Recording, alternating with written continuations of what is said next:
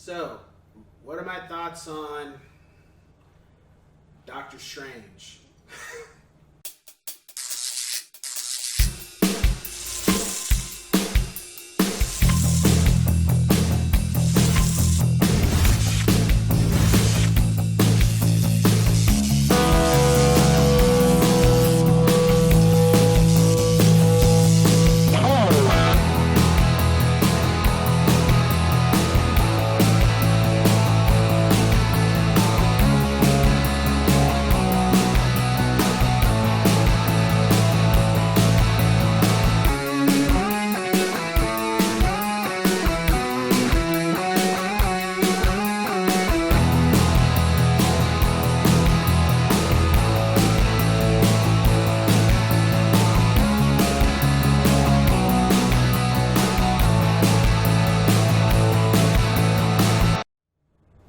What's going on, ladies and gents in Cyberland? Coming back to you with another Marvel Cinematic review. This time we're moving on to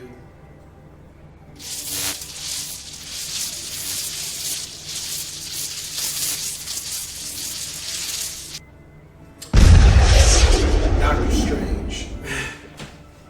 So with Doctor Strange, I remember, and I knew this was coming. I didn't know who was going to be Doctor Strange, but I knew this was coming because they mentioned his name.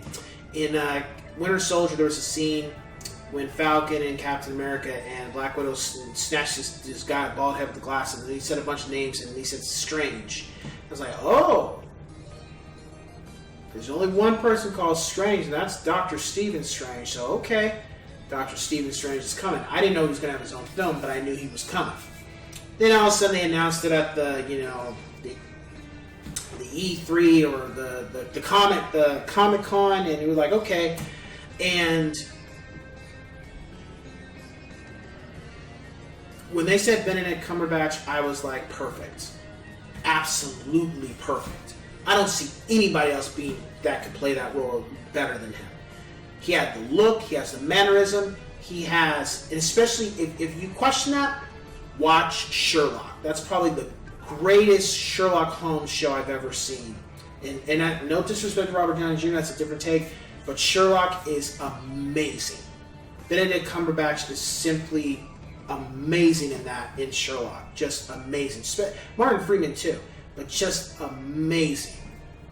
And when they said they had casted him, I said, you guys are on top of your game with your casting choice. You got it. Never. I don't think you ever have to worry about Marvel right now with their casting. I think they're firing all cylinders. They know exactly what the hell they're doing. So I didn't know very much about Doctor Strange. I only knew that he got in a bad car accident or an accident and it messed with his hands. He was a neurosurgeon. That was the only thing I knew. And the film starts out with the theft that happens at one of the temples, and this guy with this weird stuff on his face, Calicius. He has a bunch of followers, and he's trying to get some information, all this other stuff. You're like, whatever, okay, nothing you don't know yet. Move forward to New York, and we're with Stephen Strange, and we kind of see a guy who's highly intelligent, almost genius level, but not the nicest person. Kind of reminds me of Hank Pym and a little bit of Tony Stark.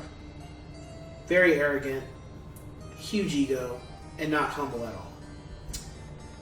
And sometimes I think he means well, but I think other times he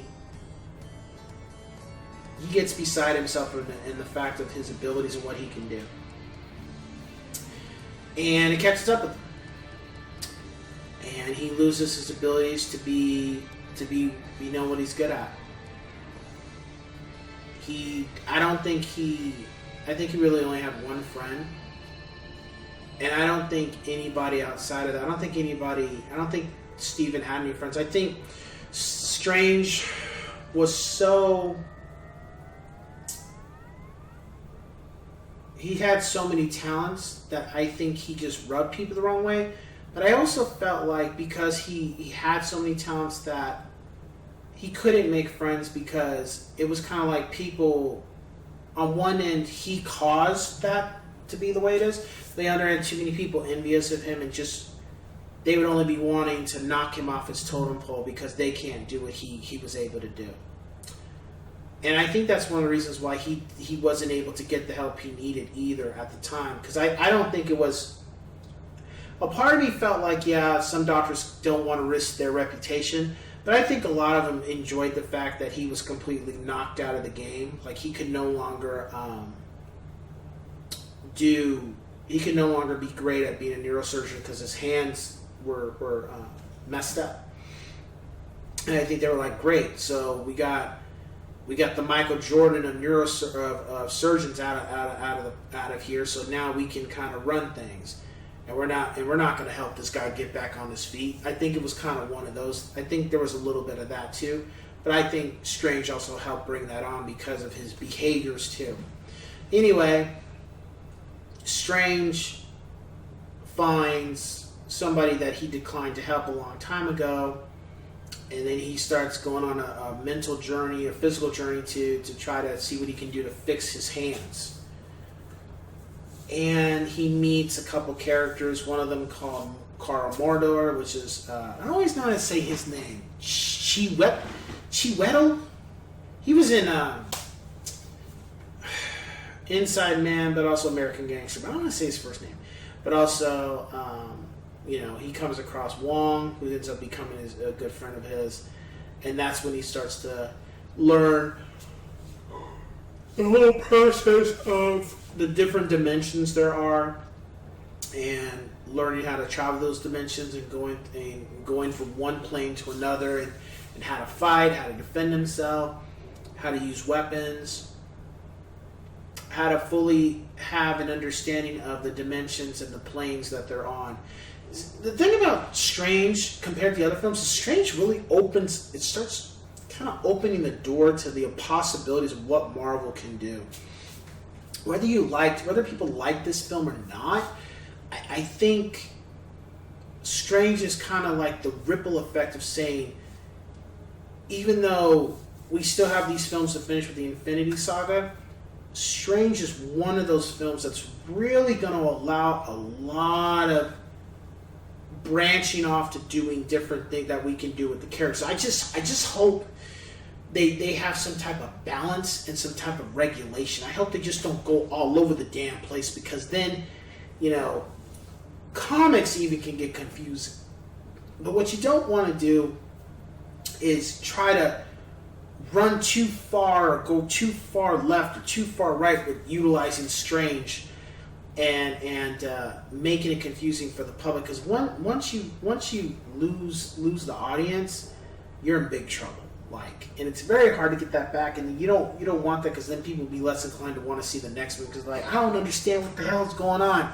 I feel like I gotta go read a book. You don't want, and I'll get to this because I might consider doing these reviews. You don't want to have a episode 9 Rise of the Skywalker situation. You don't want one of those. You get what I'm saying?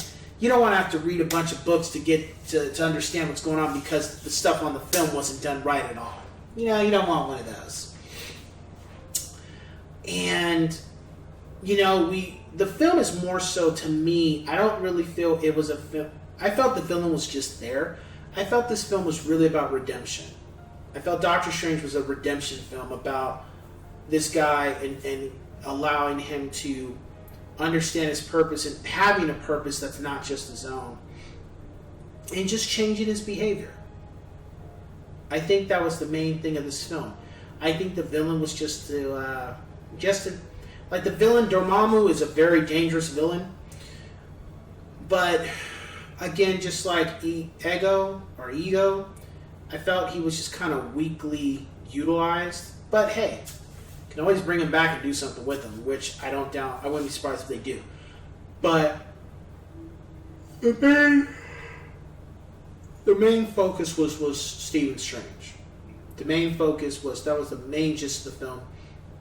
And incorporating villains in there, you were only going to be able to do so much, because you really need to build this character. And of course, if you know the comics, then you know what happens with Carl Mordo. You know what's going to happen with him if you know the comics. and if that's what they're moving towards, well, it's pretty obvious they are, but that's going to be very, very interesting to see on screen. I'm really looking forward to that. My rating for the film, I'll give 4 out of 5 yes sirs. I would have given it higher, but the villain was severely lacking. They were just like, they felt like throwaways.